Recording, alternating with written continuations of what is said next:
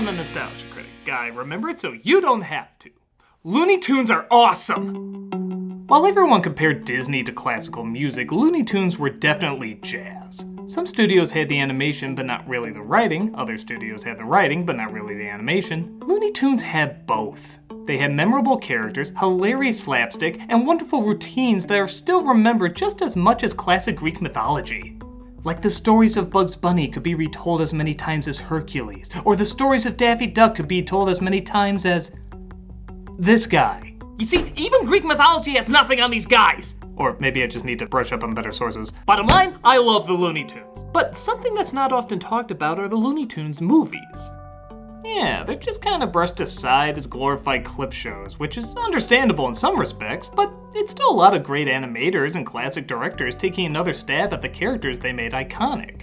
And we did get more high-budget movies down the line too. In my opinion, they're still worth talking about. So today, we're gonna look at every Looney Tunes movie that has ever graced the silver screen. The qualifications are they have to have been released in cinemas and there has to be some new animation that was created for the project. It can't be a direct-to-video film and it also can't be just a compilation and nothing else. With that said, let's take a look at the first Looney Tunes film, the Bugs Bunny and Roadrunner movie. Directed by the legendary Chuck Jones in 1978. Why focus on Bugs Bunny and Roadrunner in particular? Well, because those are the ones everyone claimed Chuck Jones did the best. So it makes sense to have him at the center of it. Now keep in mind, VHS was not really around much yet. So if you wanted to see Looney Tunes, you had to just wait for them to come on TV, and even then, it was kind of just random episodes. This was the first time you could see a specific group of the cartoons all together, specifically the works of one of their greatest directors. To tie them together, they animated new footage of Bugs Bunny from his Frank Lloyd Wright-style home, introducing each short with a brief narration. He references the animators who created him, a brief history of chase comedy that only a cartoon character could make up, and even some of the brief themes of why these shorts still hold up. It's kinda nice seeing Bugs more relaxed in between the shorts. Like he's lived this full, adventurous life and now he's just reminiscing about it. It levels out though with some of the greatest cartoons of timing and energy to ever hit the screen, balancing calm and subdued with wild and insane perfectly. It's definitely worth checking out, especially if you're a Chuck Jones fan. But another great Bugs Bunny director named Friz Freleng thought his adventure shouldn't be over. They should keep going. So he took over the next several Looney Tunes films beginning in 1981 with the Looney Bugs Bunny movie. While this was also a compilation of classic cartoons, it tried to weave more of a narrative between them. At least kinda like an anthology. This time focusing on Friz Freleng's greatest hits. First act focuses on Yosemite Sam cartoons. He's trying to bargain his way out of hell with the devil saying he'll let him go if he has Bugs take his place. As you'd imagine, a many hating of rabbits ensues. The second act focuses on a parody of the Untouchables. These mostly focused on shorts with Rocky and Muggsy, their popular gangster characters Bugs always takes down. The final part is an award show known as the Oswald, satirizing the Oscars. Kinda like the previous movie, this shows the characters in a more relaxed environment, which of course results in them being anything but relaxed. Ending with Bugs and Daffy inevitably duking it out for who deserves the award more. Now the downside some people have pointed out with some of these clip movies is that the narrative changes the structure of the joke. With the first one, Bugs introduces a cartoon untouched, but here, there's extra endings and intros that alter the cartoon's original intent. A gimmick that apparently dies hard in Warner Brothers animation. But to this one's credit, sometimes the jokes are made a little funnier. In the original cartoon Golden Yeggs, it ends with Daffy having to fill up several cartons with his surprising new gift of laying golden eggs. In the original, it just kinda stops here, but in the movie, you actually see him do it, and the reaction is pretty funny. Is there anything we can get for you, old chap? Yes, get me a proctologist right away. On top of that, we still have the originals we can watch, and it's nice to see these characters' stories kinda grouped together, particularly with characters who aren't as big as names as Rocky and Muggsy. The film did so well that they quickly rushed out another one the very next year with 1001 Rabbit Tales. This is the first one to have only one narrative throughout the entire film, but given that they still have to squeeze in the shorts, it's pretty disjointed as you'd expect. Bugs and Daffy are now book salesmen who are trying to compete for who can sell the most. They each go their separate ways, and the rest is all the wacky adventures / stock footage that they come across. It jumps around a lot until Bugs enters the palace of Yosemite Sam and his bratty kid who wants him to read stories or he'll chop his block off. While still creative in many ways, it does break a few unspoken rules. First off, it cuts off some of the classic punchlines. Like in One Froggy Evening, the entire ending is scrapped with just him abandoning the green nuisance. leaving arguably the funniest part of the cartoon, as well as kind of the point of its existence, out. The part with the kid also goes on a little too long, and I'm not just saying that because he looks like a certain someone when he was younger. That haircut was very in! But there are still some cool firsts in this movie. Like, not only was this the first one to have cartoons from combined directors instead of just one, but it's also the first time Arthur Q. Bryan, the voice of Elmer Fudd, actually got credit for playing Elmer Fudd. Mel Blanc had a contract that, for lower pay, he would take credit for voicing all of the Looney Tunes even if he didn't voice them all. He still did the majority, but it wasn't all of them. Over time though, the right people finally got the credit, and this was Arthur's first. The cartoons themselves are good, but not usually seen as the classic ones, so in my mind, it's more a fun little distraction than a compilation of their best work. But as fun little distraction goes, it does its job fine.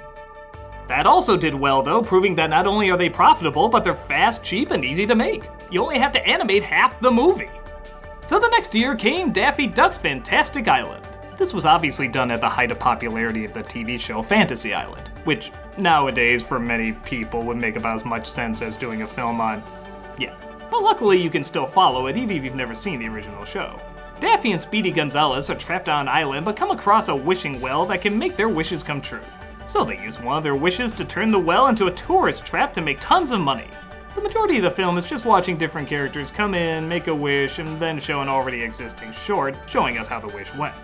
It's probably the most rushed out of all of them, not only in the animation and the story, but half the time it doesn't even make sense. Like Granny will wish to be a nurse, so she's suddenly in a hospital in the city, but then she's back on the island again like the cartoon just happened. It doesn't add up. The only thing that's both new and funny is that they have this opportunity to get off the island by simply making a wish, but they become so consumed with greed that everything goes wrong and they end up exactly back where they started. It's a clever idea with enough funny shorts that it might be worth a glance, but it's nothing really worth rushing out to see. And I guess a lot of people thought the same because it would take 5 years to get the final clip movie out, Daffy Duck's Quackbusters. Yep, not inspired by any other films here at all. This was the first one not to be directed by any of the classic animators, but it was also the first one to show some newer shorts that were running on TV. Ones that didn't get quite as much playing time as some of the other cartoons. The premise is Daffy has inherited a bunch of money, but the ghost of the person who gave it to him haunts Daffy until he agrees to use the money for some good. Finding out that ghosts can exist, he sets up a team calling themselves Paranormalists at Large, hoping this'll calm the angry spirit before he makes all his money disappear. The connecting point of these cartoons is certainly the more dark and spooky paranormal ones, which again, is nice to see in a collection in such a creative way. There are a lot of downsides to it though. First of all, this was the late 80s, and compilation films just weren't making sense anymore, especially with everyone having access to a ton of Looney Tunes shorts on video, some of them even organized by director and theme. Second, this was Mel Blanc's final appearance as the Looney Tunes before his death, and it really shows. They all sound like they lived their lives inhaling a Marlboro factory. They can no longer sync the old material with the new material. Just tell me if you can spot simply by the voice where the new footage stops and the old footage begins. Oh, and one more thing. Anyone that works with me should never get me riled. Why not? Because I'm a split personality. Ah! Who took Daffy away? Out of all of them though, this is probably the strangest of them, which in an odd way I kinda gotta admire. It's still imaginative and pretty out there, and anyone that liked watching the more Halloween-related episodes now have them in a nice collection with a few additional laughs thrown in. If you can get through the obvious syncing problems and have a soft spot for these kind of clip movies, I say it's worth a glance. And thus, it'd be a whopping 11 years before we ever got any new films from the Looney Tunes. The good news is they gave us phenomenal animation without any of the old clips being used. The bad news is it's Space Jam. Yeah, if you watch one of my earliest reviews, you'll know I'm not exactly the biggest fan of this one. It was based on a series of Nike commercials starring Michael Jordan and Bugs Bunny. Seeing how they were such a big hit, they decided to give them a movie that pretty much had the plot of Nike's commercial. Aliens want a new attraction for their theme park, so they try to kidnap the Looney Tunes. But they challenge the aliens to a game of basketball because why not? And they call upon the help of Michael Jordan to help them out. Okay, my review goes into more detail about why this film doesn't work and why you know it doesn't work too. But looking back years later, does anything stand out as particularly salvageable? Well, I will give it this. It is such a product of the times that it's actually kind of fascinating. This is when literally a commercial could be a movie, not unlike the Ernest films. It's when hand-drawn animation and live action were amazingly blended, not unlike Roger Rabbit.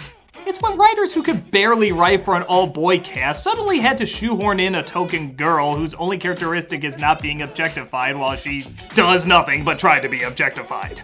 Even Bill Murray, who said the script to Ghostbusters 3 was never good enough, but said this script was good enough, as well as all of these. Yeah, it is kind of funny looking back in hindsight.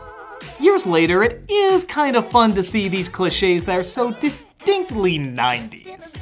I can't say that makes it good, but it does make it kind of enjoyable in a He-Man, Power Rangers, Saved by the Bell kind of way. It's a product of the times, and that's kind of charming in how dated it is. Again, not good, but an interesting time capsule.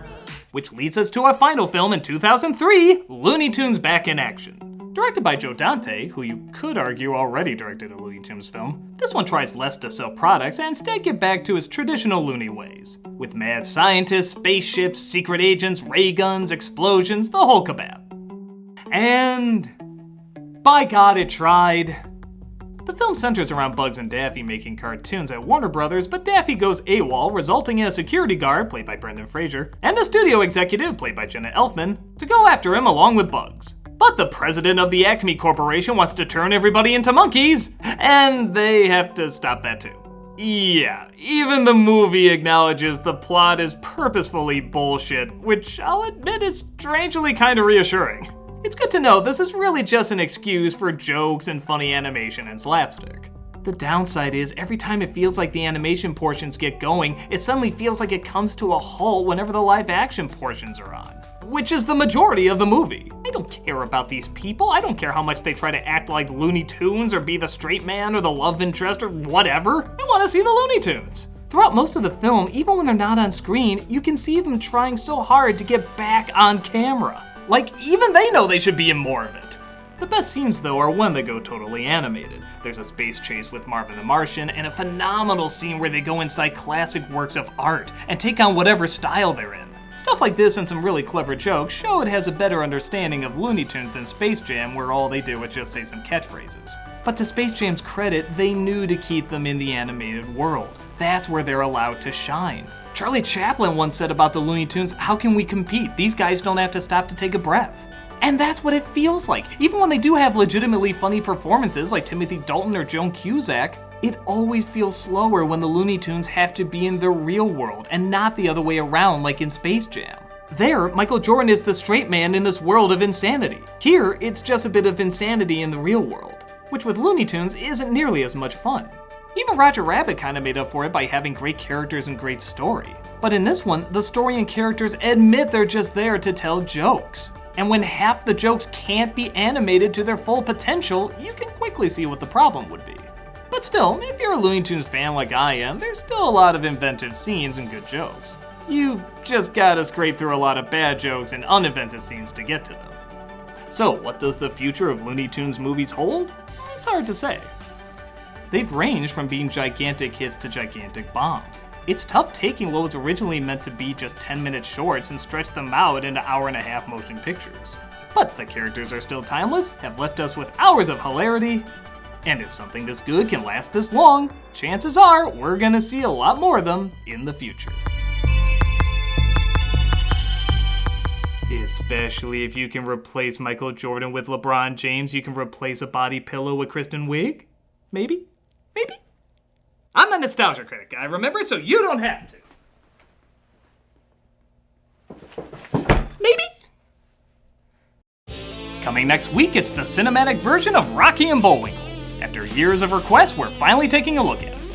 But you can see it now under Vessel's ad-free early access. Just $3 a month to see tons of people's videos early, as well as a bunch of other extra features. Check it out and get the early scoop.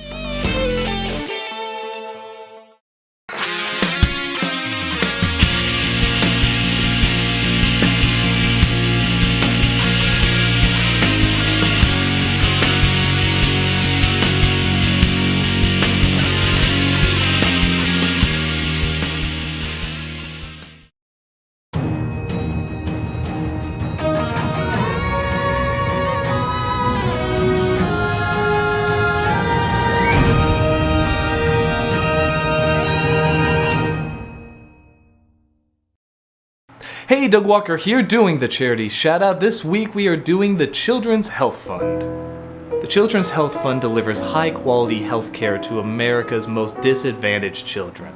This organization envisions a future where all children in America get the care they need to be healthy and ready to reach their potential in learning, as well as their full potential in just life. In manifesting that vision, Children's Health Fund develops innovative and comprehensive models, reduces health barriers to learning, addresses the needs of vulnerable children in times of public health crisis, and advocates for the health and well-being of kids everywhere. If you look at their website and their YouTube channel, not only will you see all the celebrities that are trying their best to raise awareness of it, but you'll also hear story after story of all the wonderful people that work so hard and dedicate so much to these kids.